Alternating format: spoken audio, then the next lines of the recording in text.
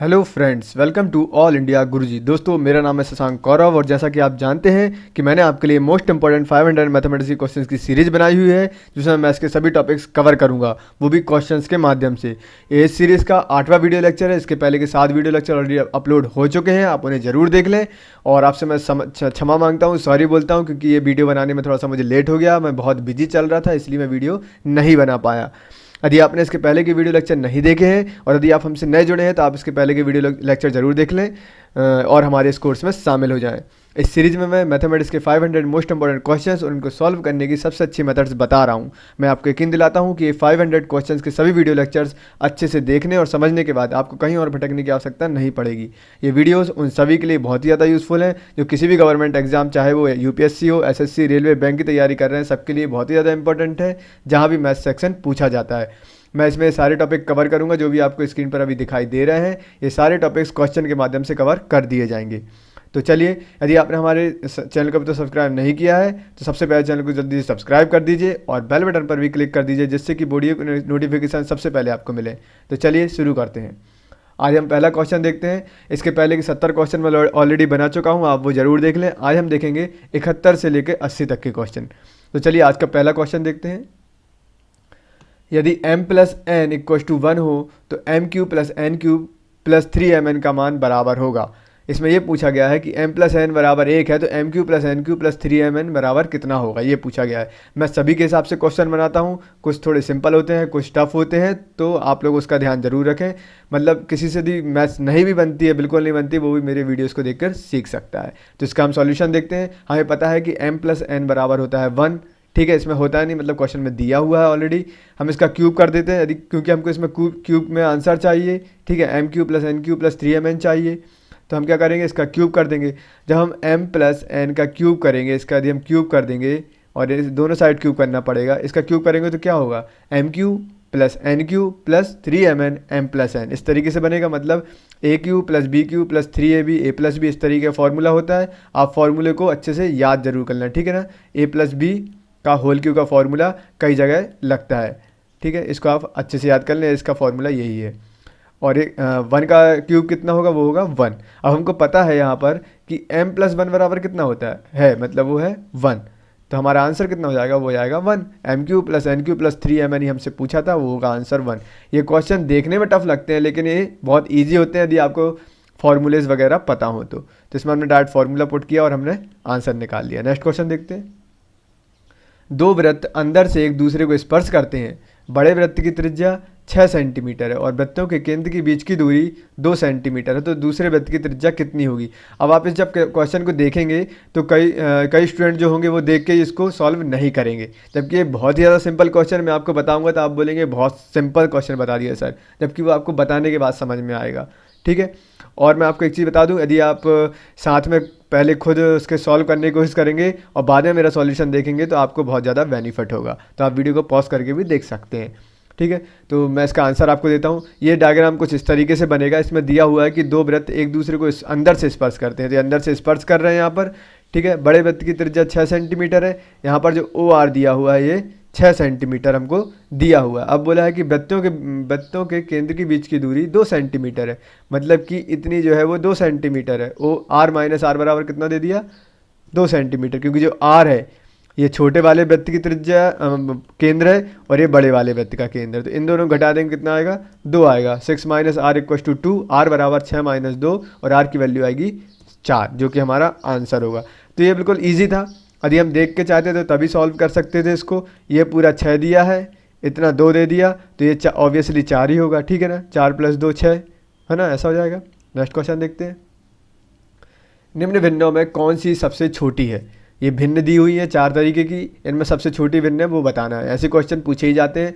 तो 9/13, 17/26, 28/39 और 33/52, ये हमको पूरा क्वेश्चन दिया, इसमें बताना कि सबसे छोटी भिन्न क्या है। लोग क्या करते हैं, इसका भाग देने की कोशिश करते हैं। यदि आप भाग देने की कोशिश करेंगे तो बहुत ज़्यादा लंबी मेथड हो जाएगी। एक और मेथड होती है, वो मैं आपको बता देता हूँ। हम क्या करेंगे, सबसे पहले ये 13 दिया है, 26 दिया है, 39 दिया है और 52 दिया है, इसका एलसीएम निकाल लेंगे। एलसीएम निकालेंगे तो आपको डायरेक्ट पता चल जाएगा कि कैसे इसको सॉल्व करना। मैं आपको बता देता हूँ। इसका एलसीएम निकालेंगे तो हमारा जो एलसीएम आएगा वो कितना आएगा, 156 आएगा, एलसीएम निकालना मैं आपको ऑलरेडी बता चुका हूँ, अच्छे से समझा हुआ है, आप वीडियोस देख सकते हैं एलसीएम एचसीएफ की। ओके, तो 156 आएगा। या फिर हम ऐसा कर सकते हैं कि ऐसी कौन सी संख्या है जो सबसे जो है वो विभाजित हो जाए, वही संख्या भी यहाँ पर नीचे लिख सकते हैं। तो हमको क्या करना है, सिंपल आपको बताता हूँ। ऐसा यदि आपके पास क्वेश्चन आया तो आप उसका जो डिनोमिनेटर होगा, नीचे की जो हर होगा, हिंदी में उसको हर बोलते हैं, यदि हर होगा अपन उसको बराबर कर देंगे सबसे पहले।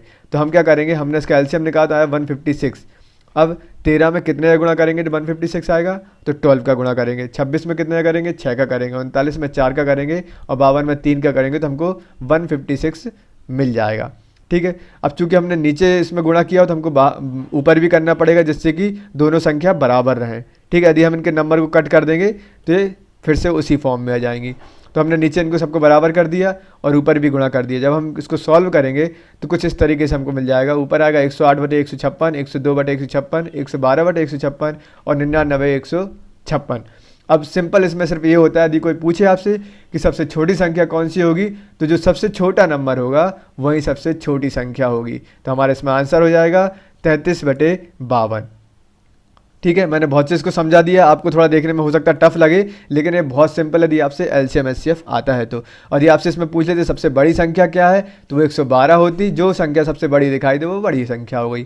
ठीक है, क्योंकि हमने इसको जितना भी यहाँ पर हर था उसको पूरे सेम कर दिया है। तो ऊपर की संख्या जो छोटी बड़ी होंगी उससे हम आंसर आराम से फाइंड कर सकते हैं। ठीक है, आई होप आपको समझ में आ गया होगा। नेक्स्ट क्वेश्चन देखते हैं। 74 नंबर क्वेश्चन हमसे पूछता है, किसी दीवार की लंबाई उसकी ऊंचाई की 5/4 गुना है। दीवार का क्षेत्रफल 180 मीटर है। दीवार की लंबाई तथा ऊंचाई का योग कितना होगा, ये पूछा गया है। ठीक है, तो हम इसको सॉल्व करते हैं। मैंने एक साथ सॉल्व करके रखा हुआ है, आपको बताता हूँ। सबसे पहले आप, मैं जो स्टेप बताता जाऊँ आप सुनते जाइए। इसमें यह बोला गया है कि उसकी जो ऊंचाई है, मतलब दीवार की जो लंबाई है वो ऊंचाई की 5/4 गुना है। मतलब इसमें हम ये मान सकते हैं कि इसकी जो लंबाई है वो हो गई 5 यूनिट। ठीक है, और जो उसकी ऊंचाई है वो हो गई 4 यूनिट। ठीक है, तो हम ऐसे लिख लेंगे उसको कि दीवार की लंबाई हो गई 5x और दीवार की ऊंचाई हो गई 4x। ठीक है, यहाँ पे विड्थ दिया हुआ है, यहाँ पर हाइट हो जाएगा। ठीक है, हाइट, ऊंचाई जो है वो है 4x। अब क्वेश्चन में ये दिया गया है कि दीवार का क्षेत्रफल जो है वो 180 मीटर है। तो दीवार का क्षेत्रफल निकालने के लिए फॉर्मूला होता है लंबाई गुणित चौड़ाई।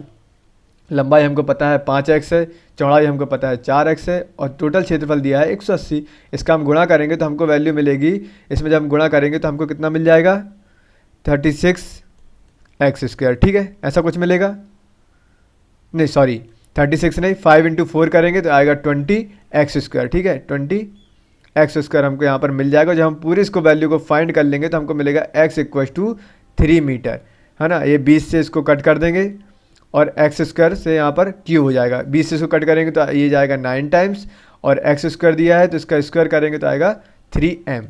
ठीक है, 3 मीटर, तो x बराबर हो गया 3 मीटर। अब इसमें हमसे पूछा गया है कि दीवार की लंबाई तथा ऊंचाई का योग कितना होगा। तो दीवार की लंबाई तथा ऊंचाई निकालना है। लंबाई हमको पता है कि उसकी लंबाई है 5x, ऊंचाई है 4x, दोनों को जोड़ेंगे तो आएगा 9x। x की वैल्यू 3 है तो 9 में 3 का मल्टीप्लिकेशन कर देंगे 27 सेंटीमीटर, मतलब हमारा आंसर होगा 27 सेंटीमीटर।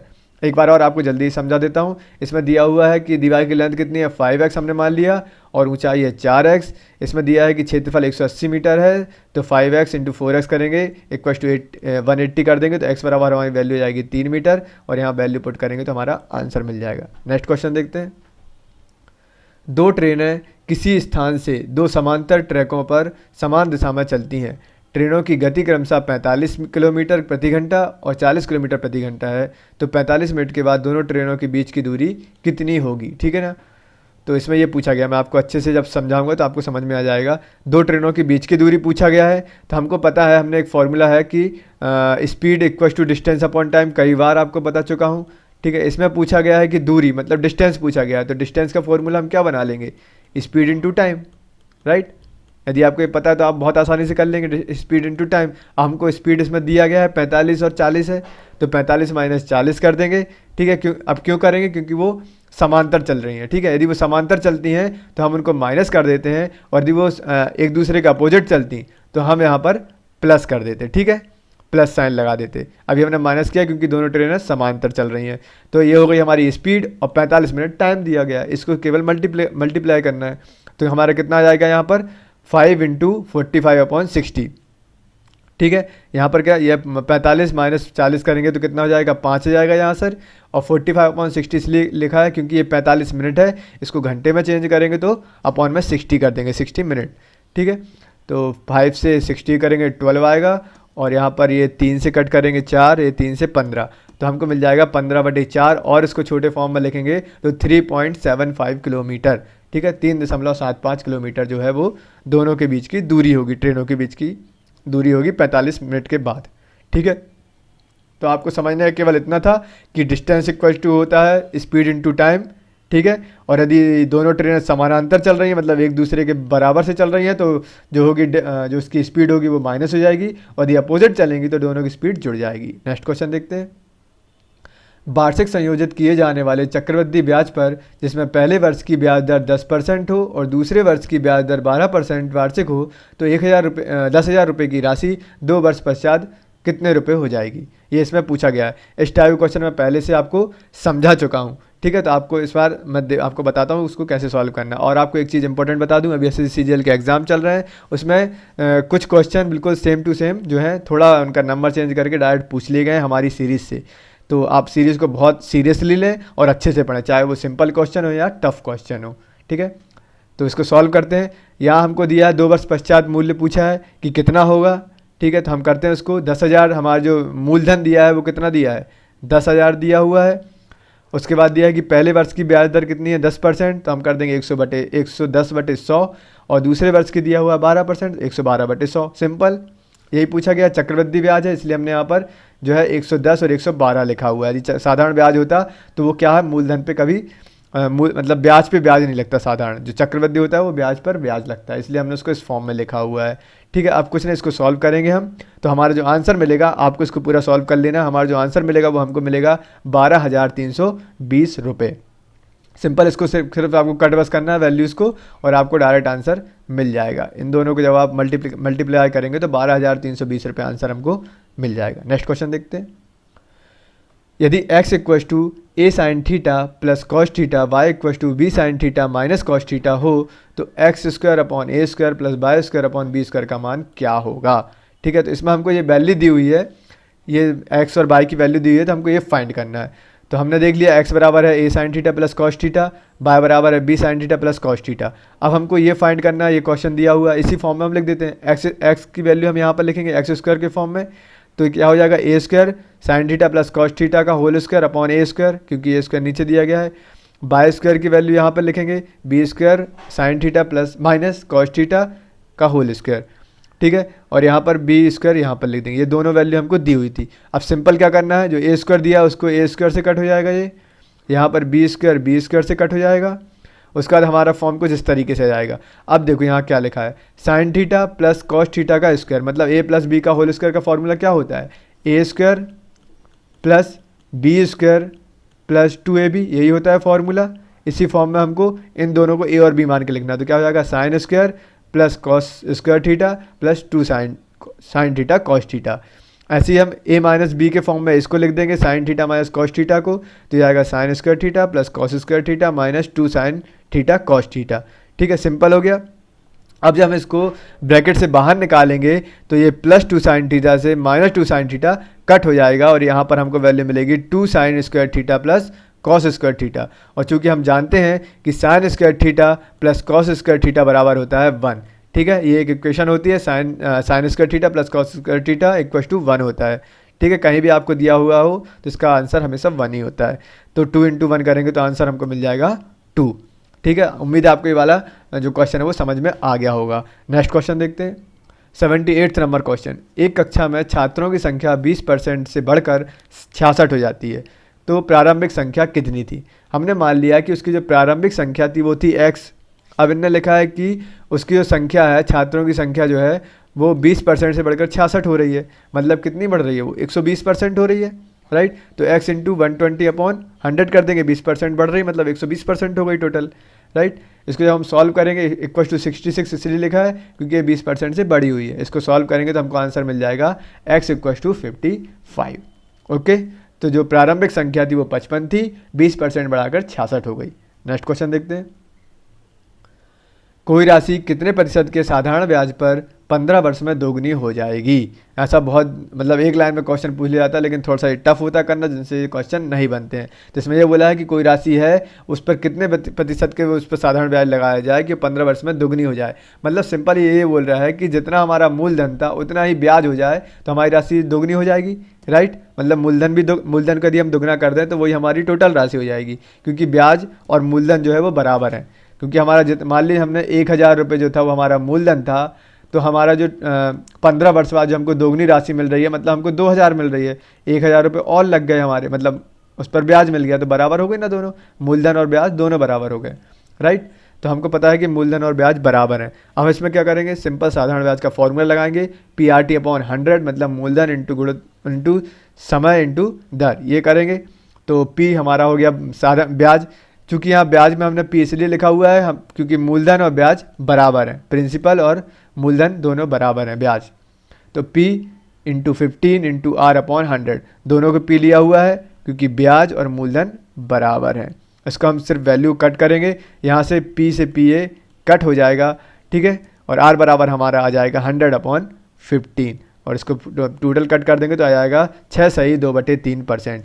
मतलब यदि हम किसी राशि पर 6/2/3% का ब्याज लगाएंगे तो वो राशि 15 वर्ष में दोगुनी हो जाएगी, राइट। आपको उम्मीद है समझ में आ गया होगा। नेक्स्ट क्वेश्चन देखते हैं, 80 नंबर क्वेश्चन, लास्ट क्वेश्चन। रुपये 6,250 पर 8% वार्षिक की दर से चक्रवृद्धि ब्याज और साधारण ब्याज का 2 वर्ष का अंतर क्या होगा। इस टाइप का क्वेश्चन मैं पहले भी समझा चुका हूँ। अब मैंने इसको इसलिए शामिल किया है क्योंकि मुझे स्टूडेंट ने बोला कि उनको कुछ प्रॉब्लम जा रही है, तो अभी मैं इसको दोबारा समझा देता हूँ एक नए फॉर्म में, ठीक है।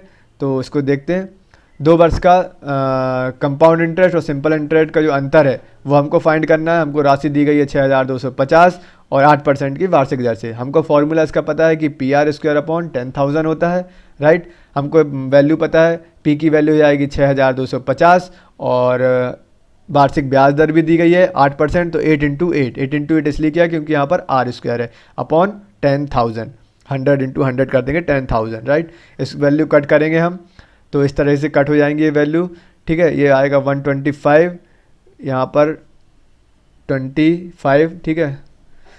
जब इसको वैल्यू को हम पूरा कट कर देंगे, आपके पास जो भी क्वेश्चन है आप उसको कट कर दीजिए, मैं आपको केवल मेथड बता रहा हूँ। जब हम पूरी वैल्यू कट कर देंगे तो हमको सिंपल इंटरेस्ट और कंपाउंड इंटरेस्ट में 2 वर्ष का अंतर पता चल जाएगा, वो हो जाएगा 40। तो हमको मेनली इसमें जो याद रखना है वो ये है कि इसका फॉर्मूला क्या होता है। यदि 2 वर्ष का निकालने आया है compound interest minus simple interest, तो हम आसानी से इस फॉर्मूले द्वारा निकाल सकते हैं PR²/10,000।